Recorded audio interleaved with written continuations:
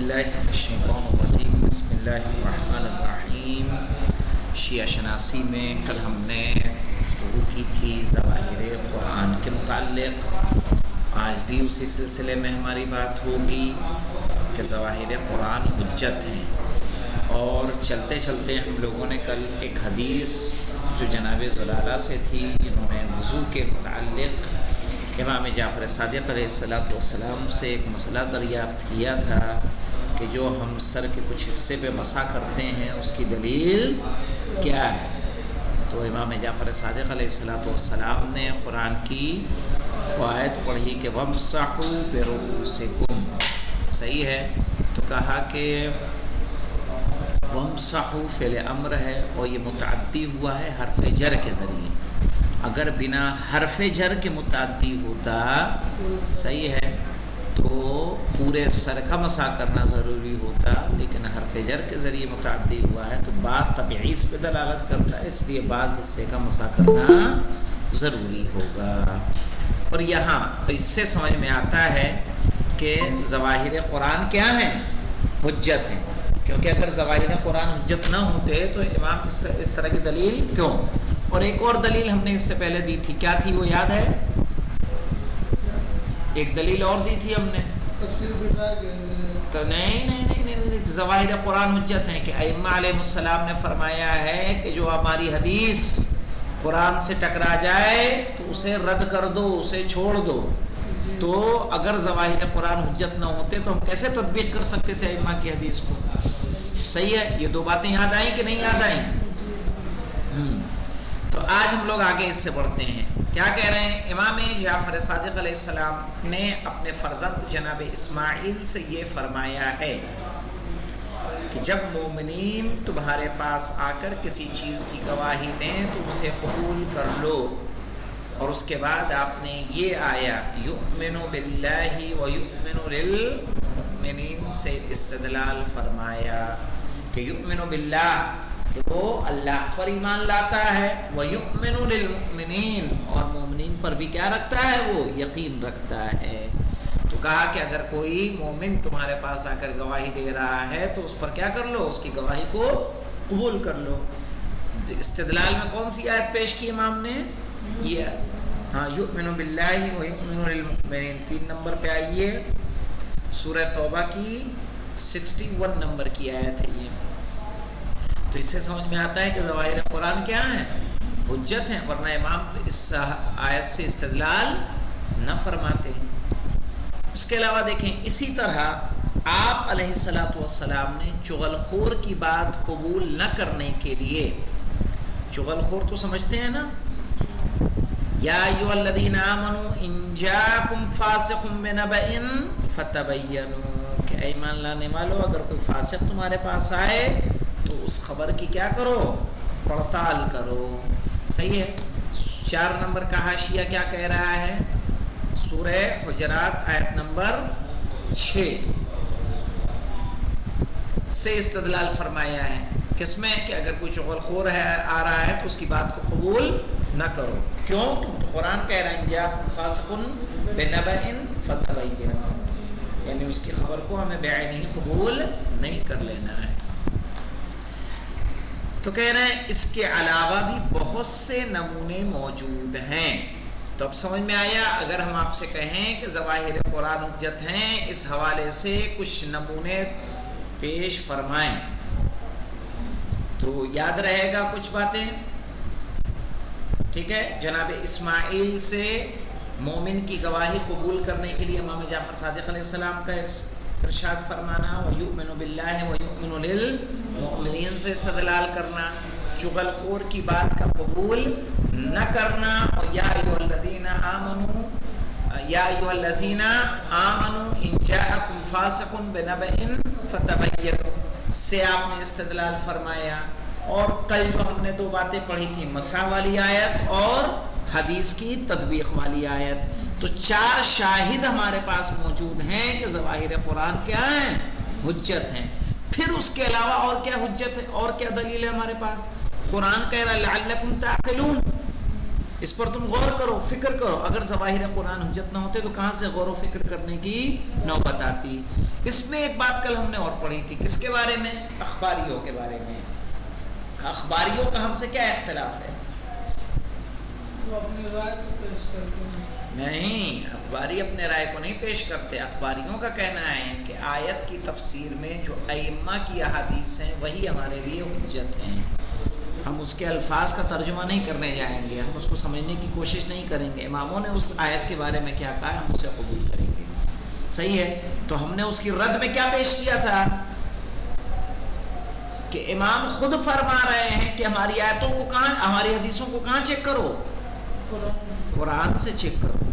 اگر قرآن کے مطابق ہے تب تو اسے لے لو، ورنہ اسے رد کر دو. کس کی رد میں یہ پیش کیا تھا؟ اخباریوں.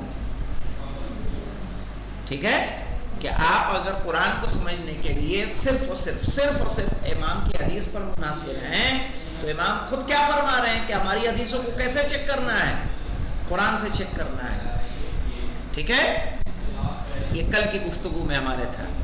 اب دیکھیں، ظواہر قرآن کے حجت ہونے کی دوسری دلیل حدیث ثقلین بھی ہے، کیونکہ اس متواتر حدیث کے ذریعے پیغمبر اکرم صلی اللہ علیہ وآلہ وسلم نے مسلمانوں کو قرآن اور اہل بیت دونوں سے وابستہ رہنے کا حکم دیا ہے، نہ کہ صرف اہل بیت سے وابستہ رہنے کا. اور یہ واضح ہے کہ قرآن مجید سے اسی وقت وابستہ رہا جا سکتا ہے جب قرآن مجید قابل فہم اور ضروری اصول کے مطابق اس میں تدبر کرنے کے بعد جو کچھ سمجھ میں آئے وہ کیا ہو؟ حجت ہو. بھائی اہل بیت حجت ہیں، ہمیں سمجھ میں آ گئی بات. تو ہمیں جو ارشادات دیں وہ ان کی بات کا قبول کرنا ہمارے لیے ضروری ہے. اب قرآن حجت ہے تو قرآن ہم کیسے سمجھیں گے؟ ہر انسان کے بس کی بات ہے قرآن کا سمجھنا. تو کہا ضرور اگر اس کا قابل فہم نہ ہوتا قرآن تو کبھی بھی قرآن کو حدیث ثقلین میں نہ بیان کیا جاتا. اس سلسلے میں ایک اور اہم دلیل قرآن مجید کی وہ آیات ہیں جن میں قرآن کا جواب لانے کے لیے چیلنج کیا گیا ہے. صحیح ہے، کیونکہ اگر قرآن مجید عام لوگوں کے لیے قابل فہم نہ ہوتا تو پھر انہیں چیلنج کرنے کا سوال ہی نہیں پیدا ہوتا تھا کہ بھائی چاہے تم ایک سورہ لے آؤ یا 10 آیتیں لے آؤ. صحیح ہے. تو ظواہر قرآن کی حجیت کے منکرین نے اپنے دعوے کو ثابت کرنے کے لیے کچھ دلائل پیش کیے ہیں جن کو اصول فقہ کی کتابوں میں حجیت ظواہر کی بحثوں میں تفصیل کے ساتھ مع جواب ذکر کیا گیا ہے. اور چونکہ یہ ایک وسیع موضوع ہے لہٰذا اس مقام پر اس سے صرف نظر کیا جا رہا ہے. صرف نظر یعنی اس سے بچا جا رہا ہے. ٹھیک ہے، وہاں اس بحث کو نہیں لایا جا رہا ہے. کہہ رہے ہیں کہ قرآن کے ظواہر کیا ہے ہمارے لیے حجت ہیں. تو یہ پوری بحث ہے کہ نہیں اصول میں آپ نے پڑھی ہوگی حلقہ اولیٰ میں. ٹھیک ہے، اور اس کے دلائل ہیں باقاعدہ. نمبر 2 پہ دیکھیے کیا کس کا حوالہ دے رہے ہیں. اس سلسلے میں مزید معلومات کے لیے اصول فقہ کی کتابوں میں حجیت ظواہر کی بحث ملاحظہ فرمائیں. نیز اور کہاں ملے گی؟ البیان فی تفصیل القرآن صفحہ 267 سے 273 میں بھی اس سلسلے میں قیمتی مواد موجود ہیں. اب اس کے بعد دوسرا منبع ہمارا، صحیح ہے، دوسرا منبع جس سے ہم اپنے اصول اور فروع کو لیتے ہیں وہ کون ہے؟ سنت پیغمبر صلی اللہ علیہ وآلہ وسلم. یہ سنت پیغمبر وہ سنت ہے کہ جو شیعہ اور سنی دونوں کے لیے کیا ہے؟ حجت ہے.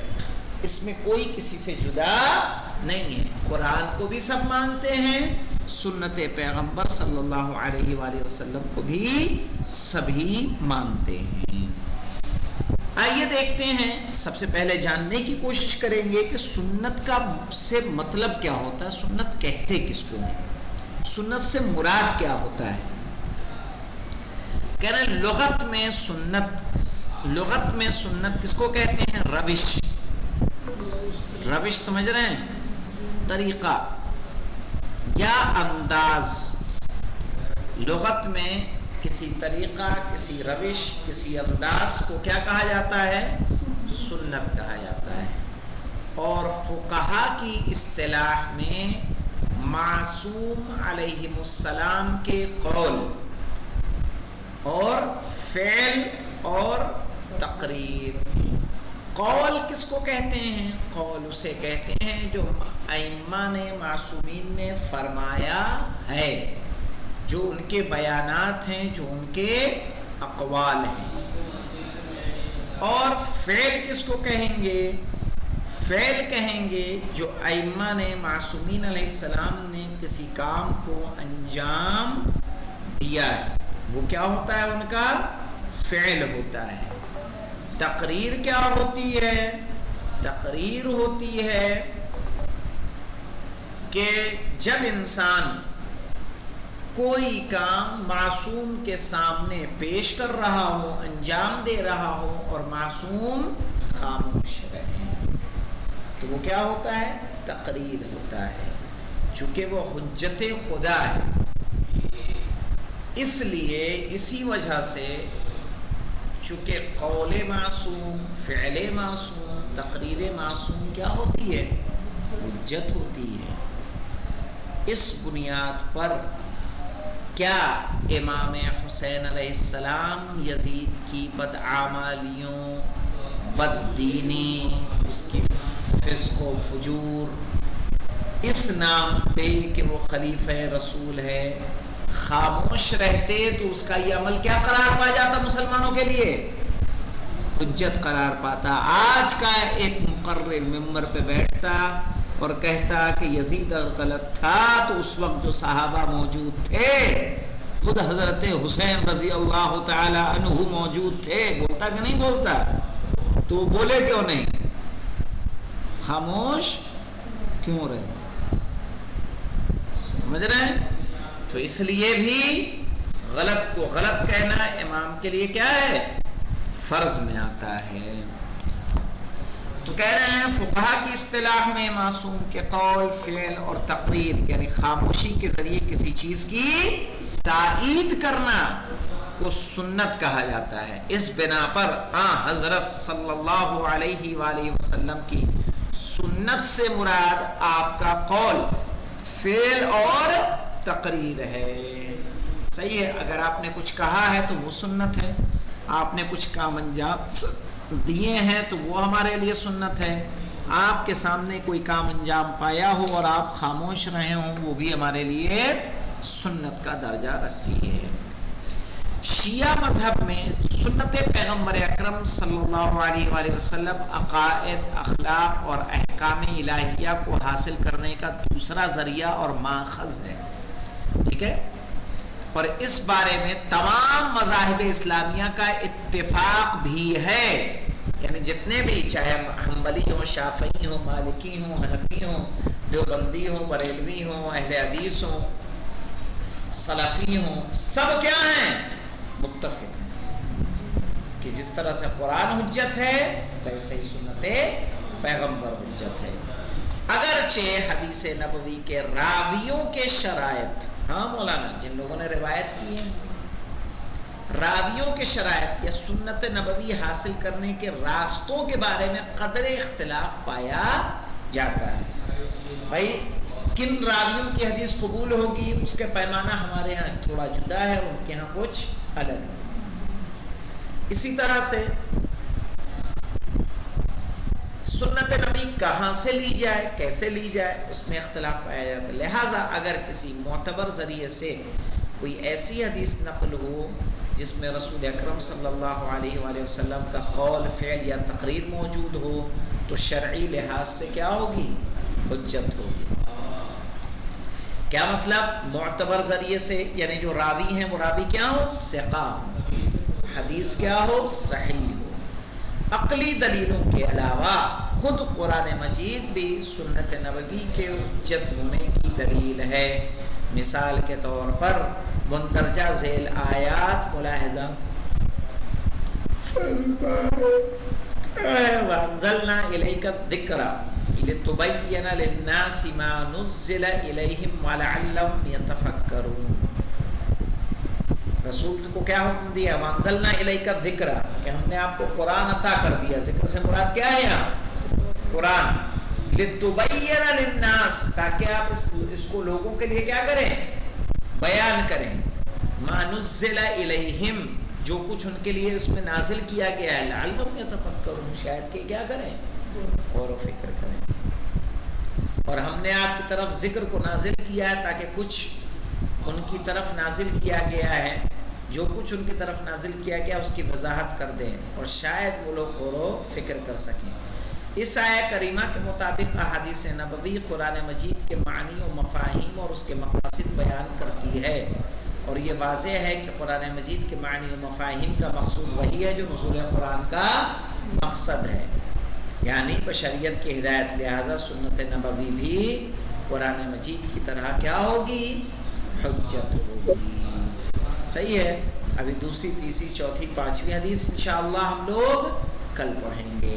الحمدللہ رب العالمین.